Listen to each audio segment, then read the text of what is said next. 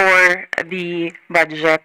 Ladies and gentlemen, Assalamualaikum.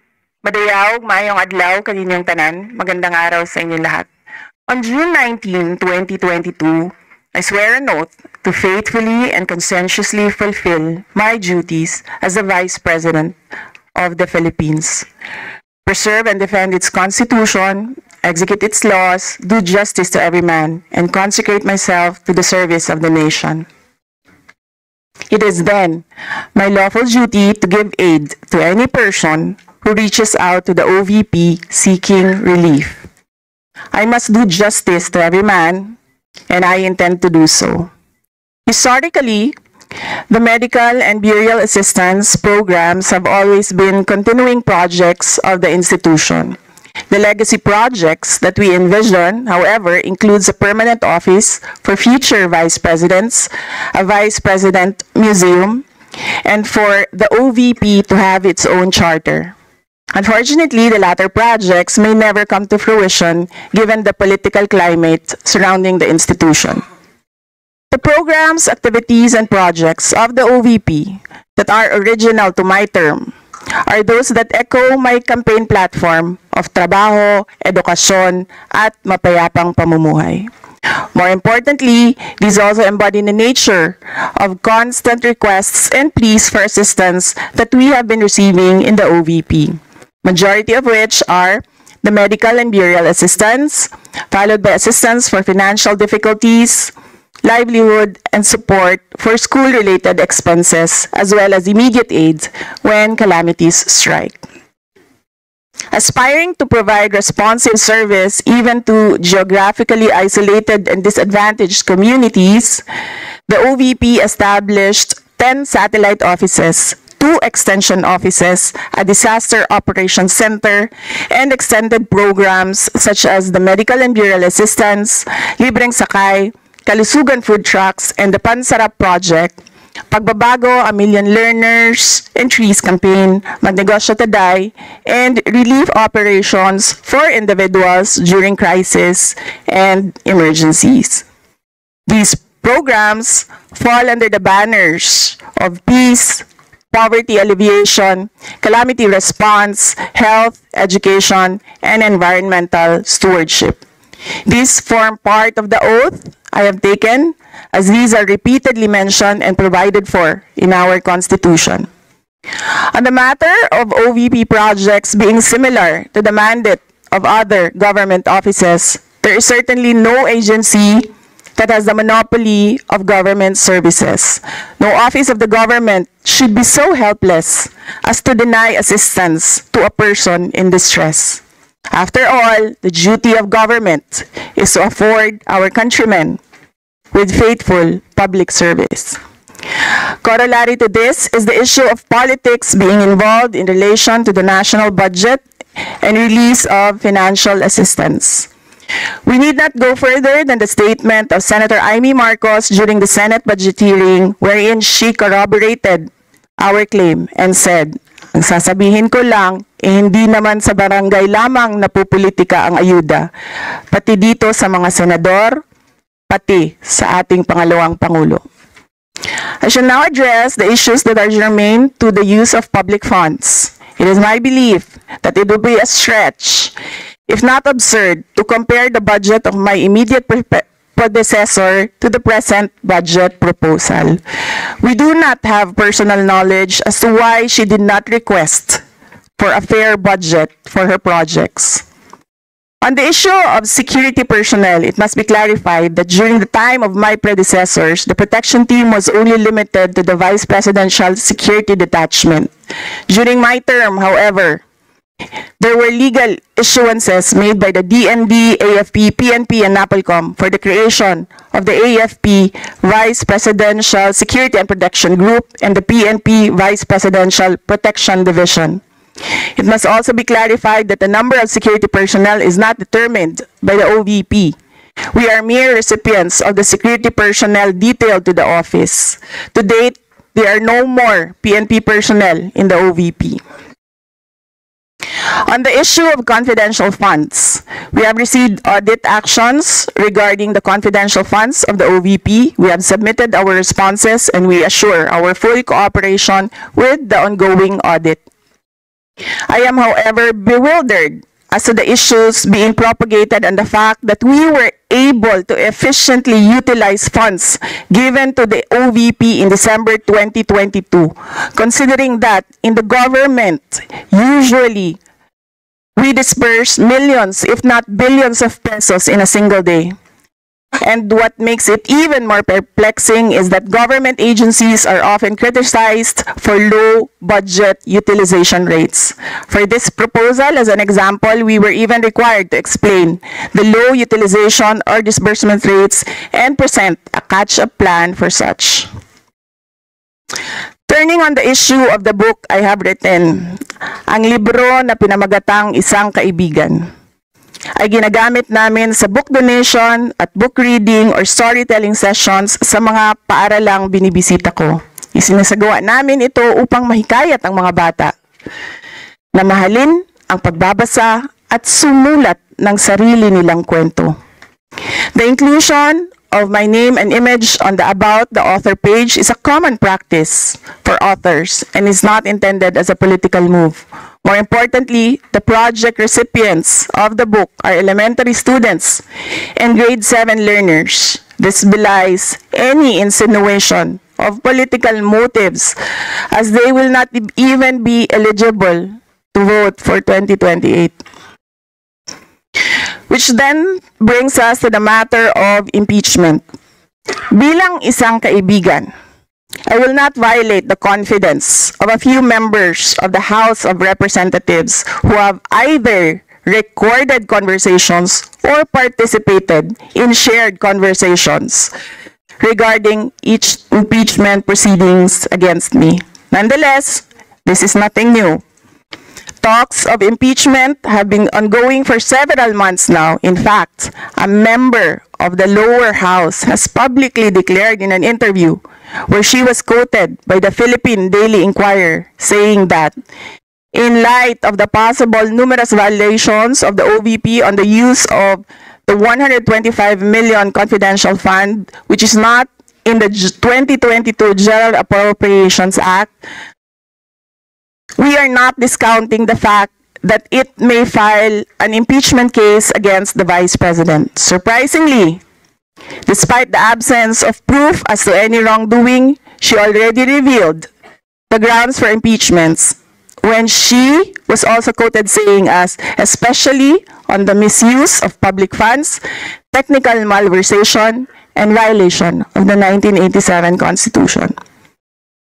Finally, on the issue of the West Philippine Sea, I stand by the Constitution, which provides that the state shall pursue an independent foreign policy in its relations with other states. The paramount consideration shall be national sovereignty, territorial integrity, national interest, and the right to self-determination. As Filipinos, we are all in agreement that our claim is firmly anchored on the UN Convention on the Law of the Seas and the 2016 Arbitral Award. But we must also bear in mind that bilateral relations are not dictated by a singular issue or concern like a territorial dispute, but rather by a comprehensive approach that considers the broader context of shared interests and regional stability. While silence on specific harassment issues may be perceived as a lack of response, it is essential to recognize that such decisions are made following established mandates and particular responsibilities of relevant agencies. It is well settled that the President is the chief architect of foreign policy. It therefore follows that appropriate agencies are tasked with addressing and implementing measures related to our foreign policy positions and principles. As a reserve officer of the Armed Forces of the Philippines, I sincerely appreciate the sacrifices made by our uniformed personnel in the service of our national interests. However, it is crucial to avoid politicizing their sacrifices for media mileage or social media commentary. Instead, we should focus on ensuring that their efforts are recognized and valued in a manner that respects their contributions and upholds the dignity of their service, which we in the OVP continue to do and have always chosen to do away with the cameras. I shall now proceed to the PowerPoint presentation of the salient points of the OVP budget proposal for fiscal year 2025. May I request the Secretariat for the PowerPoint presentation.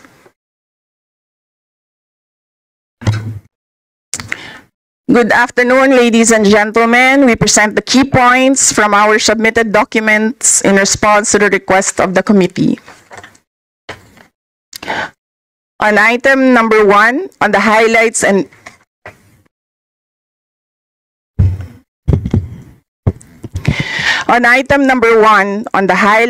major thrusts of fiscal year 2025 proposed budget of the Office of the Vice President,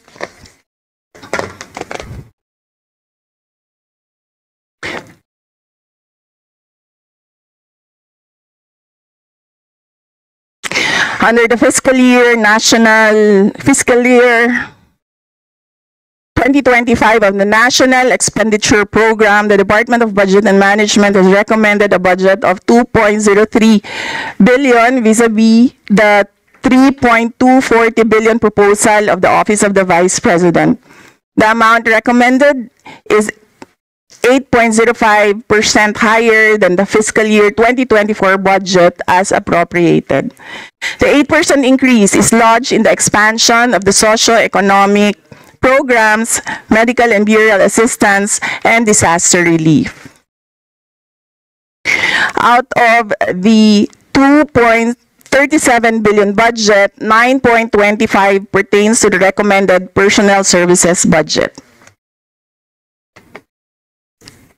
The recommended personnel services budget for fiscal year 2025 covers 149 field positions, special duty allowance for military and uniformed personnel, salary for non-permanent positions. It also includes provision for terminal leave benefits of mandatory retirees, loyalty award, and anniversary bonus for OVP personnel. The total personal services, including RLIP for fiscal year 2025 is 188.514 million.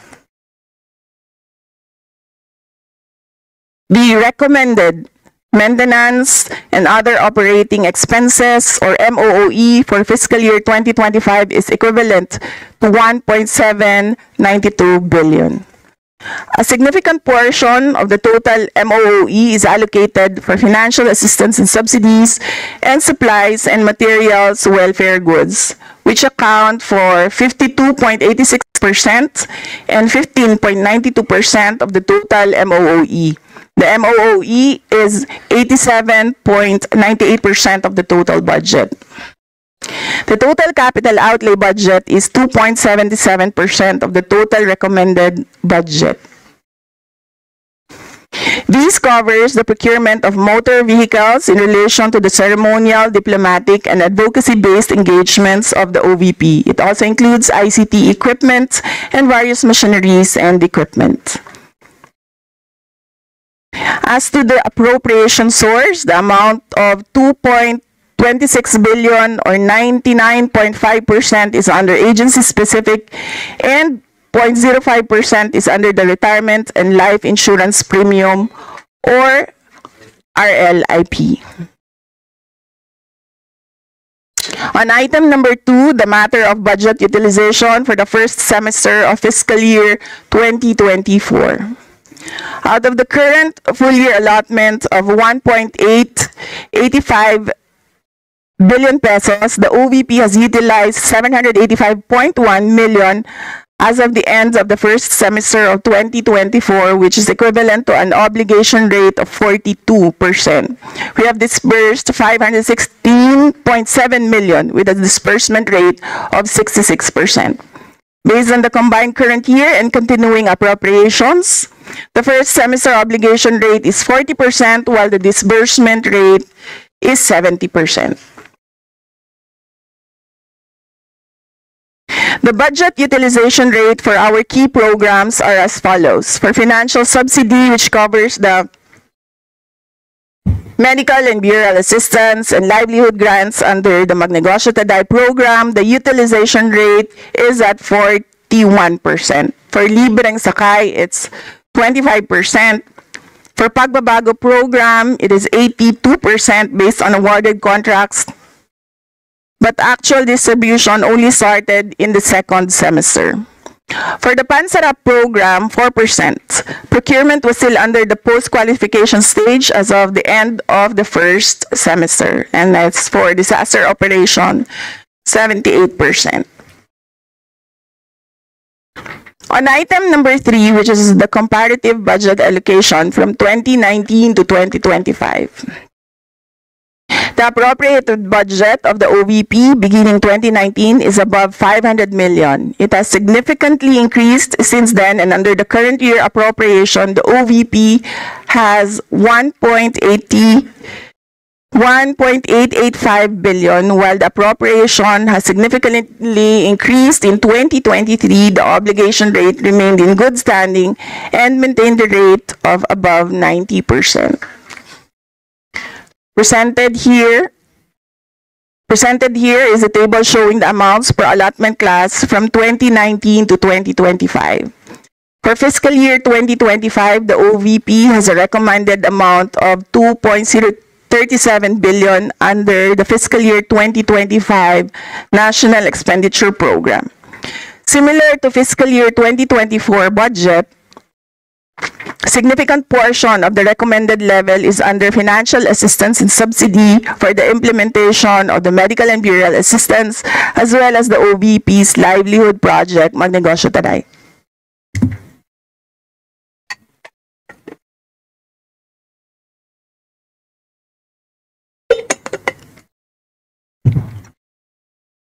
The recommended fiscal year 2025 budget is 8.05% higher than the fiscal year 2024 budget as appropriated due to the expansion of the socio-economic services of the OVP, which is proposed under Tier 2. Of the total OVP proposed budget, 1.269 billion or 62% is allotted for the socio-economic programs of the OVP. On item 4, which is on the issues and concerns in budget execution resulting to low utilization, we would like to note that the 40% obligation rate for the first semester is close to our submitted first semester target of 43%. Bulk of the budget of the OVP is for subsidies, which we intend to spread out and utilize evenly throughout the year. We achieved almost the same utilization rates for the first semesters of the previous year, but we were still able to achieve more than the 90% budget utilization at the end of the year. For 2022, first semester utilization rate was at 50%, while the full year utilization rate was at 92%. For 2023, the first semester utilization rate was at 43.6%, while the full year utilization rate was also at 92%. We also have programs which are to be implemented in the second semester of the year, specifically the Pagbabago and Pansarap programs, which we roll out during the start of the new school year, which begins in June, July, August. Another reason for the utilization rate is the ongoing paper review for the applications received for the Magnegosyo Taday. Sorry, just July and August. There are no classes during the month of June. The disbursement rate of 70% over obligation was due to the unbilled medical assistant grants through various service providers from 10 satellite offices and the central office, as well as undelivered unpaid procured goods during the latter part of the first semester. On item number 5, on the spending catch-up plans, to ensure that the OVP will be able to achieve high utilization and disbursement rates at the year end, the OVP will implement the following. First, we will release a grant of assistance under the Magnegosyo Today in the second semester of the year. The first semester of the year was dedicated to accepting applications and thorough paper review and ocular inspection. To date, the implementing unit is in the process of approving the accreditation of associations and processing of grant to individual and group applicants. Second, we will closely monitor the remaining projects under public bidding and ensure that the contracts will be awarded within the fiscal year. The items covered by the awarded contracts are to be delivered in the second semester, and the payment disbursement for those items should be made before the end of 2024. On item number 6, major accomplishments of the OVP. As the second highest office in the land, the OVP aims to promote the welfare of every Filipino in line with its vision to create lasting impact on the lives of every Filipino through its socio-economic programs and services. In the past 2 years, we have successfully rolled out new programs such as the Libreng Sakay Pagbabago, A Million Learners and Trees Campaign, Kalusugan Food Trucks, and Pansarap Project. The OVP programs are implemented through our central office, satellite office, and extension offices. The OVP established satellite offices and extension offices which are strategically located in key areas in Luzon, Visayas, and Mindanao to provide Filipinos with immediate access to the services offered by the OVP. In Luzon, we have the Cagayan Valley Satellite Office, Pangasinan Satellite Office, and Bicol Satellite Office. In Visayas, we have the Cebu, Bohol, and Siquijor Satellite Office, Eastern Visayas Satellite Office, Panay and Negros Island Satellite Office, and in Mindanao, we have the Caraga Satellite Office, Southern Mindanao Satellite Office, Western Mindanao Satellite Office, and BARM Satellite Office. All the time, the Southern Mindanao carries the Northern Mindanao areas that are not covered by Western Mindanao and Caraga. We also established 2 extension offices in Tondo, Manila, and Lipa, Batangas. In 2023, we were able to cater to 977,615 beneficiaries out of the 670,300 targets. As of June 30 this year, we have served 684,830 out of the 1,013,620 target beneficiaries. And for 2025, we target to cater 1,139,244 beneficiaries.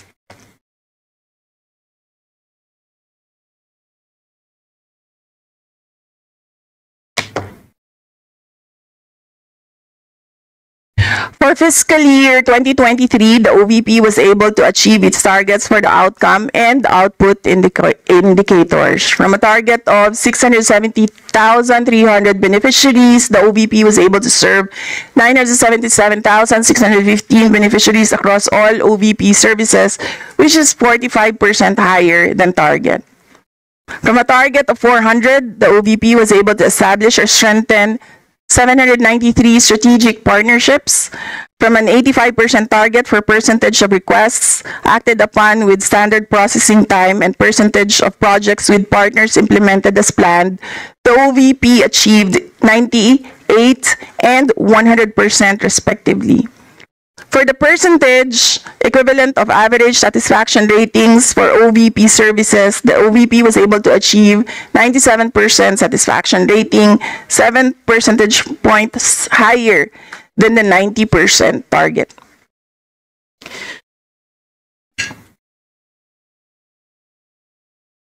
The OVP was able to achieve its target number of ceremonial engagements completed.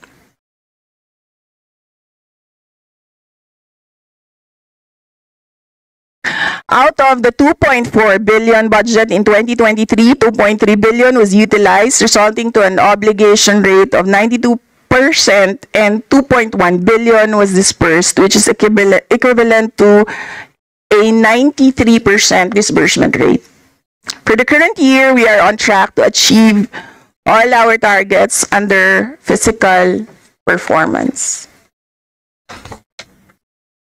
The OVP holds a distinct position in our bureaucracy. As the second highest office in the land, the OVP carries out functions that complement the work of other government agencies while advancing the well-being of every Filipino. With a mission to deliver efficient, accessible, and responsive public service, our work resonates at the core of the nation's welfare and progress. Shukran. Madam Chair, that ends the presentation of the OVP. Maraming salamat, Madam Vice President. At this point, I'd like to inform the body that the budget sponsor for the office of the Vice President is the Honorable Zia Alonto Adyong. So we will now begin interpellation.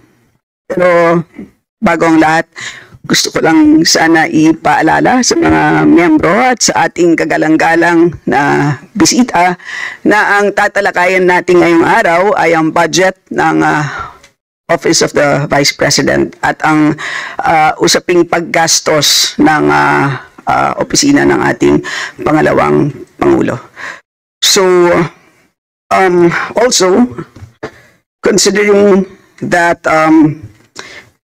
the reports, if you wish to propound questions on confidential funds and expenses, we request the members to be circumspect in disclosing information and details of operations that may affect national security, public order, and public safety. Right? And of course, the usual reminder that each of you would have only 5 minutes and that the responses of our resource persons would not be included in those. So, our first to interpolate would be from the minority. We have our Deputy Minority Leader, Franz Castro. Thank you. Madam Chair. Thank you, Madam Chair. Am I recognized? Yes. Yes. Yes. Yes, Madam Vice Yes. President. I would like to forgo the opportunity to defend the budget in a question and answer format. I will leave it up to the House to decide on the budget submitted. Madam Vice President, we have 17 members listed for interpellation, and as you know, you've been here many times for our budget briefing, that this is an important part of the budget briefing. The GAA, the General Appropriations Act, is arguably the most important piece of legislation every year, at kasama po ito ang pagtatanong at pakikinig po sa sagot po ninyo ay napaka-importante pong input sa amin pong trabaho. So, yun po, kami po ay, we will proceed to ask questions. Madam Chair, my answer for every question will be, I will forgo the opportunity to defend the budget of the Office of the Vice President through a question and answer. And I will leave it to the House to decide on the budget submitted. So, magsasayang tayo ng oras dito, paulit-ulit yung sagot.